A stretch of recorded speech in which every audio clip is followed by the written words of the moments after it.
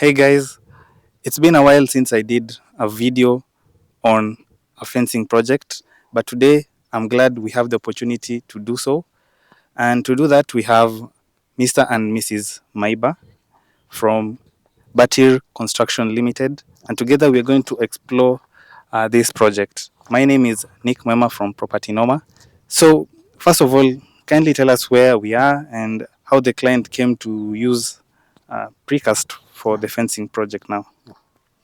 Okay, we are at Juja at the AMG Lands, Juja Prime Phase 4. Yes, in Juja. In terms of the client stays abroad in Canada. So he has been viewing, he's a number one fan. He has been viewing your houses. So he texted me a while back. He told me that when he came a day or two here in Kenya to ensure that his land is there and the papers are okay. Then I started the design and the construction. Yeah. Okay. Even looking around here, Juja Prime Phase 4, they've done their security wall using stone. Yeah, using stone. And I think he's like the first developers here now was used The precast panels. So you can see the reach, the appeal of alternative building technologies. Yes. All right. So we can start by knowing the size of the land. Yeah. If you also know the length of the fence in terms of linear meters or linear feet, if you have those details. Okay, this plot is the normal 0.45 hectares, like the 50 by 100, but for this, the size is different. It's 60 by 80. So the longer side, this side is 60, this side is 80. Yeah. Yes. Those dimensions are in feet. Those are in feet, yeah. Okay. Yeah. When we see this fence, we see two components. We have the evident precast panels and the hedge columns. Yeah. And then we have a plastered finish beneath. Yeah. So you can break it down and tell us what the foundation is. Okay, this land generally the whole of Juja farm is cotton soil. So for us, we found cotton. We did the normal excavation, which was around 1 meter. That's around 4 feet. We did our foundation, our strip foundation. Then we did our courses, around 4 to 5 courses. Some areas were around 4 and some were around 5 courses. Okay. Yes. You see, in some other projects, you'll find that other contractors or maybe even the clients, they want to use a precast panel as the foundation. Yeah. Did you have a similar idea for this, but decided to change to stone? Normally that's why most people say that some of the projects are expensive than others, because a client would like to, the H-beams, they come in different heights. When you go to Kingdom Precast, you get them at different heights. So someone goes for the longer one, then he doesn't do the foundation. You just cast the H-beam, then you lay your precast on the ground level. But that makes it not stable. It's not stable. It is prone to water damage and everything. So for us, because we are professionals, we are registered contractors, we ensure that we are doing a project that will stay there forever.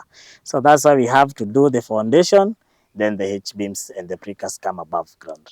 Okay. Yes. When we speak about the H-beams, what height did you use for this project? It's the normal, it's the 2.4 and the lower ground is around 600, so it's a 3 meter H-beam. 3.1, 3. The 3.1 meter, yeah. But there is also a 3.5, 3.6 meter. In case you want a higher. In case you want, yeah. If the client wanted another panel, we can add the 5th panel. But now the other H-beam, it allows us to do the extra. Okay. Yeah, the extra panel.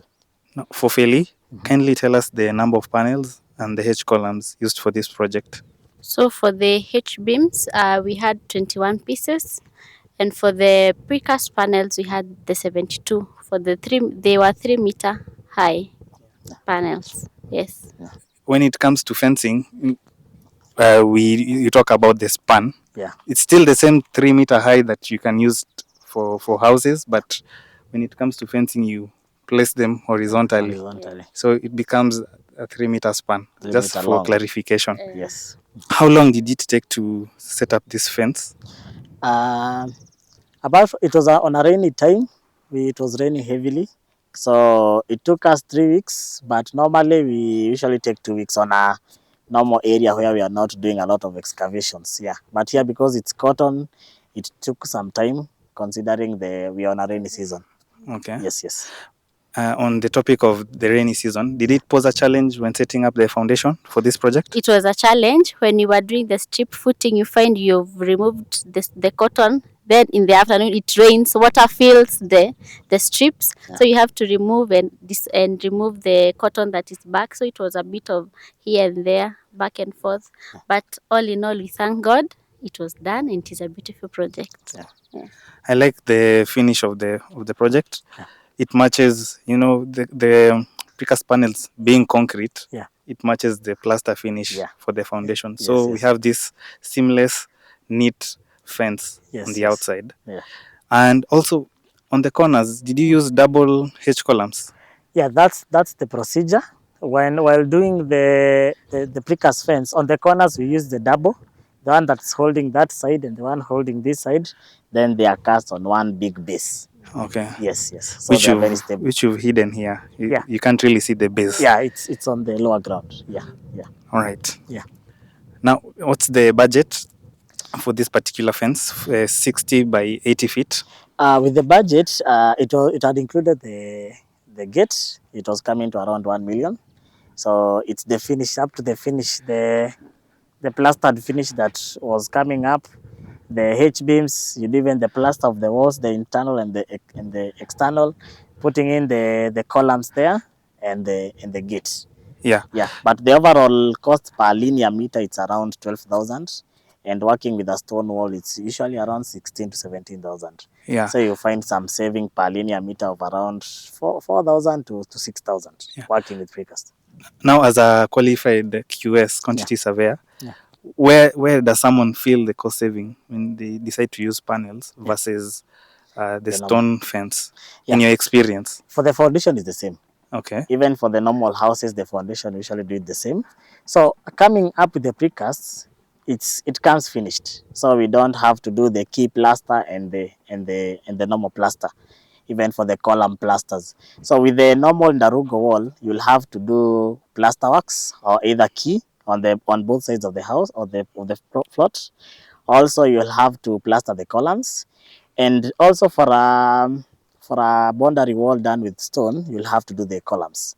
Most people tend to go under in terms of the specification of the chuma. They go with D10, then they say the fence is cheaper, but it ends up having a lot of cracks. A normal fence should be done with the normal D12 chuma, but again, that's where cost comes in. So with this, we don't have any chuma, just for the foundation only, but the H-beams, they come with their own reinforcements. So those are some of the areas that you find yourself saving a lot of money from.